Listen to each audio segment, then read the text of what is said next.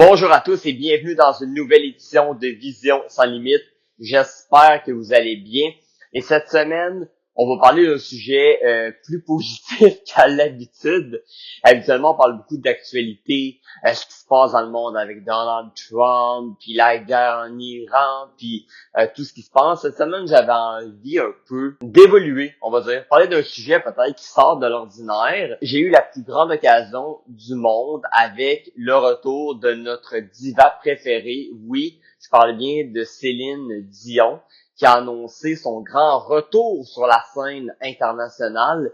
Mais avant de rentrer dans le vif du sujet, je vous invite, comme à l'habitude, à vous abonner sur toutes nos plateformes, Instagram, TikTok, Facebook et compagnie. C'est rapide pour vous, puis nous, ça nous donne un coup de main exceptionnel pour continuer à produire du contenu et à peut-être un jour expandre le produit un peu plus loin.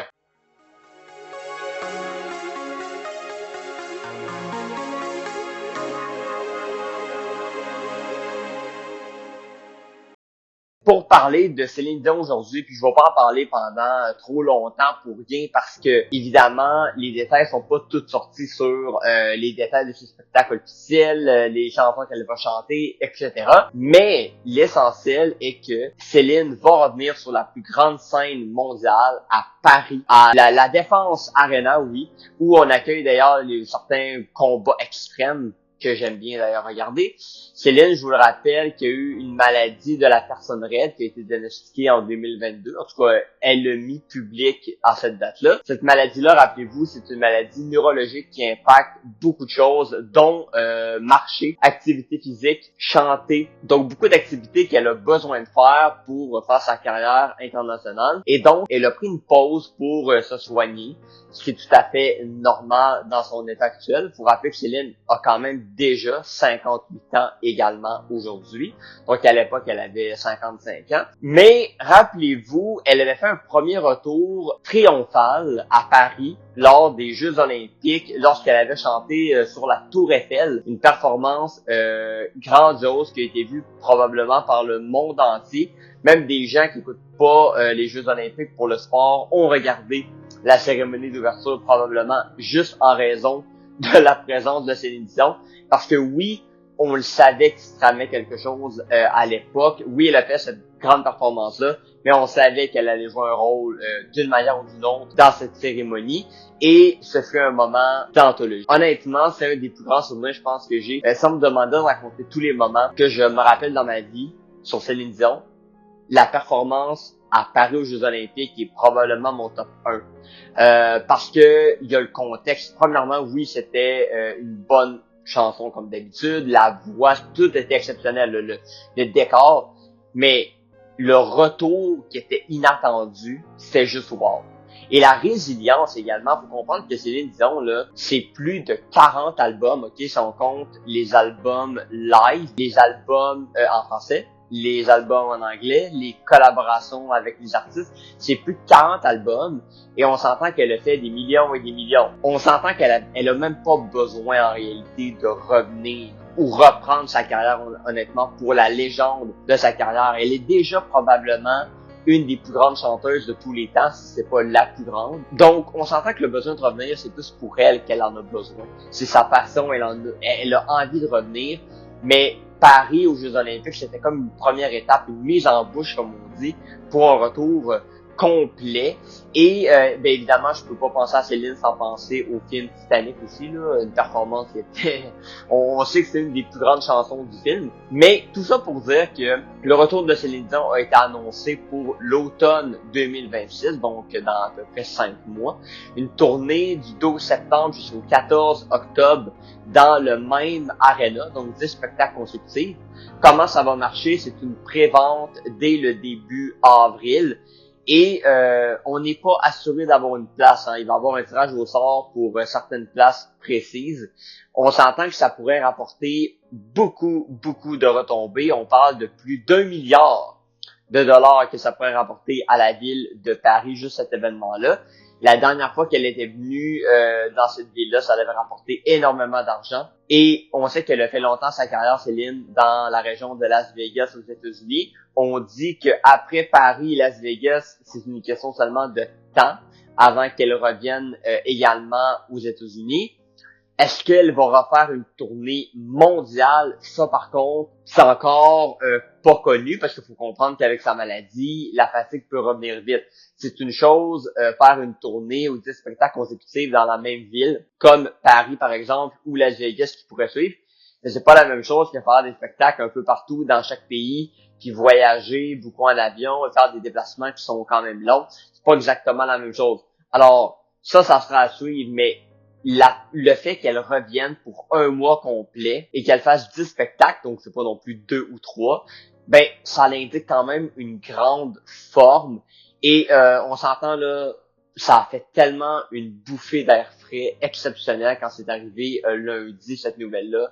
Parce qu'à travers, comme j'ai dit au début de l'émission, la guerre, tout ce qui se passe dans le monde, les conflits, l'hiver qui en finit plus de finir, parce que ça l'a amené vraiment une lumière, une lueur, une nouvelle enfin positive à travers tout le contexte mondial qui est tellement lourd présentement.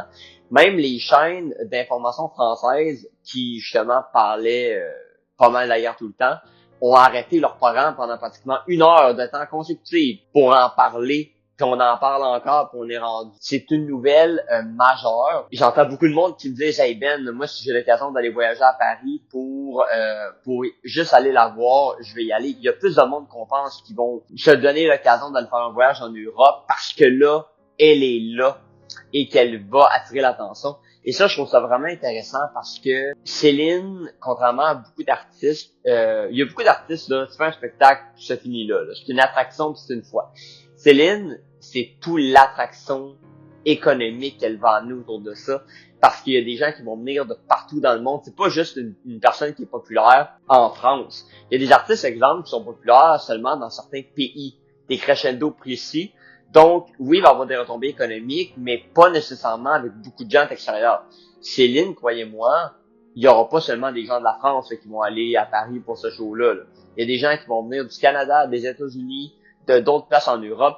Donc, en termes de retombées économiques pour la ville de Paris, ça va être énorme. Les chambres d'hôtel, les restaurants, les autos qui vont être loués.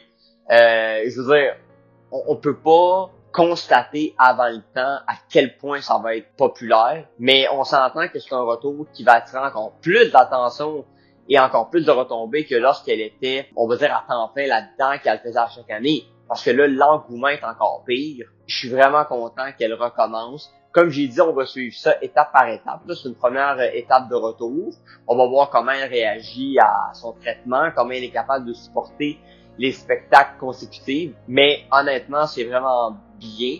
Puis moi, je me demande également, là, on peut se poser la question, quelle chanson elle va chanter? Le spectacle va ressembler à quoi? Il va y avoir des invités spéciaux également? Parce qu'on sait que Céline a fait énormément de duos dans sa carrière avec Garou, entre autres, avec d'autres. Jean-Pierre Ferland qui est décédé maintenant malheureusement, mais elle a collaboré avec beaucoup de grands artistes français et québécois, même avec d'autres artistes italiens, dont Andrea Bocelli, qui est un des plus grands chanteurs d'opéra qui existe dans le monde présentement et qui est non-voyant d'ailleurs, comme moi. Donc j'ai un attachement encore plus à lui. Puis elle a fait un duo avec lui pour quelques chansons, dont une chanson de Noël qui est très très populaire. Alors Céline a fait sa carrière également, pas juste avec ses succès personnels, mais également avec beaucoup de duos. Alors est-ce qu'on pourrait s'attendre à une collaboration lors de sa tournée à Paris? C'est possible. Ça va se savoir à la dernière minute. Et l'autre question qu'on peut se poser, à quoi vont ressembler les prix pour ce spectacle-là? On s'entend, ça devrait être assez élevé et très cher. Et très limité, parce que comme j'ai dit, il va y avoir une prévente, une sélection. Il va falloir mettre le paquet, j'ai l'impression, pour assister à ce spectacle-là. Et l'autre question qu'on peut se poser, c'est est-ce qu'elle va revenir au Québec? Ça, c'est une autre très bonne question. Je pensais qu'elle allait revenir au Canada et au Québec. C'est une bonne question. Puis la réponse, c'est on le sait pas. Céline, c'est sûr que ses 2 points principaux, c'est maintenant Paris et Las Vegas, comme on a parlé plus tôt. Est-ce qu'elle va recommencer à voyager un peu plus dans le monde? C'est sûr que le Canada, j'imagine, va être dans ses premiers pays prioritaires si elle sort des États-Unis et de la France, parce qu'elle est née évidemment au Québec, c'est une Québécoise. J'imagine qu'elle voudrait revenir ici. En même temps, le marché européen et américain est tellement fort que c'est avantageux également pour faire des spectacles consécutifs, des tournées. Mais oui, je suis quand même confiant qu'elle revienne au Canada un jour parce que je pense qu'elle va vouloir revenir à ses sources où elle a commencé au moins une dernière fois parce qu'on s'entend, euh, j'ai pas l'impression qu'elle va faire ça nécessairement jusqu'à 90 ans. J'ai l'impression que là, c'est un retour, elle tente quelque chose, ça marche pas, parfait, elle va se retirer. Si ça marche, ben tant mieux, elle va continuer. Mais oui, j'ai vraiment l'impression qu'elle finira par venir au Québec. Et si elle revient, là, clairement que je suis un des premiers qui va peut-être être un curieux et je vais y aller parce que c'est tellement une attraction. Mais malheureusement, j'aurai pas le temps d'aller à Paris pour aller assister à ce spectacle-là. Mais ça a vraiment été une nouvelle excitante. Puis maintenant, on va attendre les prochains détails. On est au mois d'avril, donc c'est dans plus de 5 mois environ le début de ces 10 spectacles-là consécutifs. Retombées économiques, attraction, résilience, comment elle va réagir avec sa maladie, fans, son enthousiasme. Il y a tellement de choses à surveiller par rapport à ça, puis on aura probablement d'autres grosses nouvelles là-dessus au courant de l'été. On vous tiendra au courant parce que c'est un dossier full intéressant à suivre en vue de l'automne prochain. Puis ça amène évidemment un événement majeur à suivre vers la fin 2026. Et enfin, une nouvelle positive qui sort de la politique et qui fait changement également de l'actualité sportive. J'avoue, j'aime le sport, mais ça fait un peu changement de parler de spectacle. Sur ce, merci de m'avoir encore une fois écouté, peu importe sur quelle plateforme vous l'avez fait. Prochain épisode la semaine prochaine, on va commencer à mettre la table pour les séries éliminatoires de la Ligue nationale de hockey avec le Canadien de Montréal qui est totalement en feu présentement. Ça va être super intéressant d'en parler plus profondément. Merci de m'avoir écouté. À la semaine prochaine.